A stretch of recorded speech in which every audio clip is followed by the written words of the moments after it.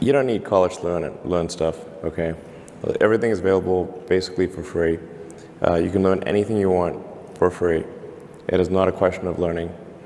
There is a value that colleges have, which is like, seeing whether can somebody work hard at something, including a bunch of sort of annoying homework assignments, and still do their homework assignments and kind of soldier through and get it done. That's like the main value of college. And then also, if you probably want to hang around with a bunch of people your own age for a while instead of going right into the workforce. So I think colleges are basically for fun and to prove you can do your chores, but they're not for learning. But there is a requirement of evidence of exceptional ability.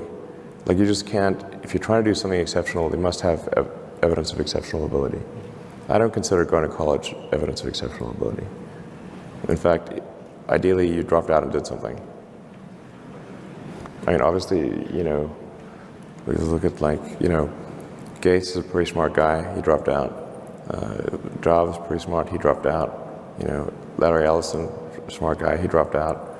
I'm like, obviously not needed. Generally, you want education to be as close to a video game as possible, like a good video game. You do not need to tell your kid to play video games. They will play video games on autopilot all day. So if you can make it interactive and engaging, then you can make education far more compelling and far easier to do. So you really want to disconnect the whole grade level thing from the subjects. Allow people to progress at the fastest pace that they can or are interested in each subject. It seems like a really obvious thing. I think most teaching today is a lot like vaudeville, where and as a result, it's just not that compelling. It's like somebody standing up there and lecturing to you, and they've done the same lecture several years in a row. They're not necessarily all that engaged or in doing it. Do you agree with Peter Thiel about the unnecessariness of university, higher education? A university education is often unnecessary. That's not to say it's unnecessary for all people, but I think you probably learn about as much, or the vast majority of what you're going to learn there in the first 2 years, and most of it is from your classmates. Now for a lot of companies, they do want to see the completion of the degree, because they're looking for someone who's going to persevere and see it through to the end, and that's actually what's important to them. So it really depends on what somebody's goal is. If the goal is to start a company, I would say no point in finishing college. So I think that's how it should be, and it shouldn't be that you've got these grades where people move in lockstep, and so everyone goes through, normally, we'll go through English, math, science, and so forth from 5th grade to 6th grade to 7th grade, like it's an assembly line. But people are not objects on an assembly line. That's a ridiculous notion. Sure. So how would you educate your 5 boys? Actually, I created a little school. Yeah. What kind of school? Could you describe to us? Sure. It's small. It's only got 14 kids now, and it'll have 20 kids in September.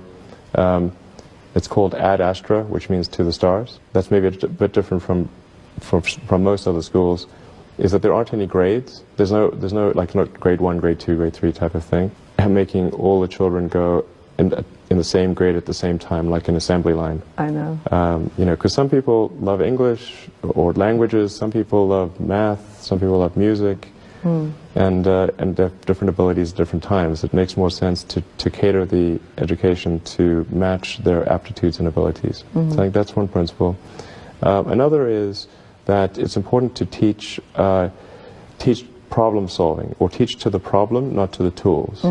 So this would be like, let's say you're trying to teach people about how engines work, or you could start by a more traditional approach would be to say, well, we're going to teach you all about screwdrivers and wrenches, and you're going to have a course on screwdrivers, a course on wrenches, and all these things. And this is a very difficult way to do it. A much better way would be like, here's the engine.